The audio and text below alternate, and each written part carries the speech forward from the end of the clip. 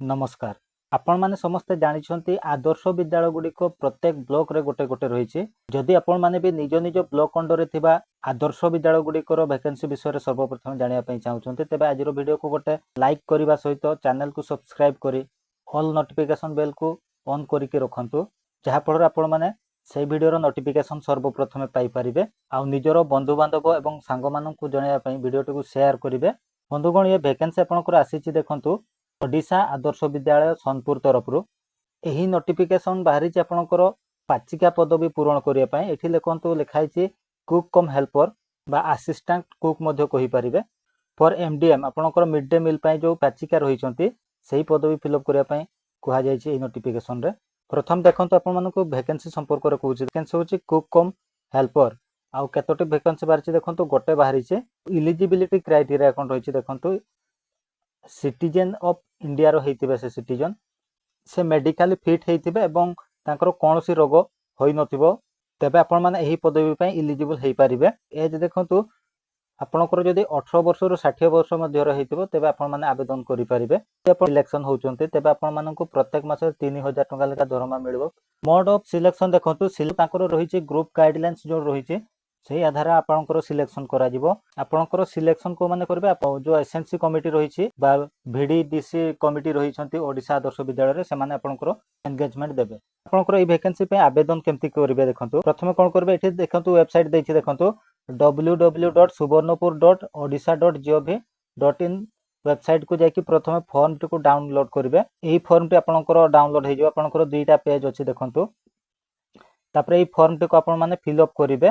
Fill up कर सारा पर आपको मुझे बर्तमान कहीदे देखो कौन कौन सब डॉक्यूमेंट्स मागी आपंकर आवेदन पत्र सह आवश्यक दस्तावेज। 1 नंबर देखो बासस्थान प्रमाणपत्र स्वाक्षरित नकल। 2 नंबर जातिगत प्रमाणपत्र स्वाक्षरित नकल। 3 नंबर आधार कार्ड स्वाक्षरित नकल। 4 नंबर 2टी पासपोर्ट फोटो।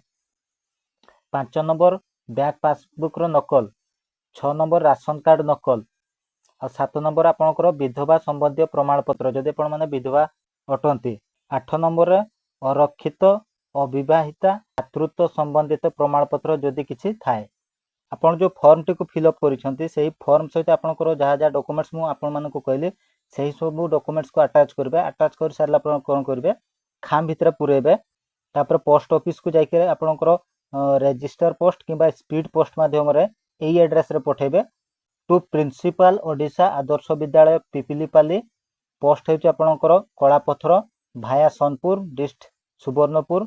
3 नंबर होउची 767017 एई एड्रेस रे पठे स्पीड पोस्ट बा रजिस्ट्री पोस्ट रे आपण माने पठेई परिबे।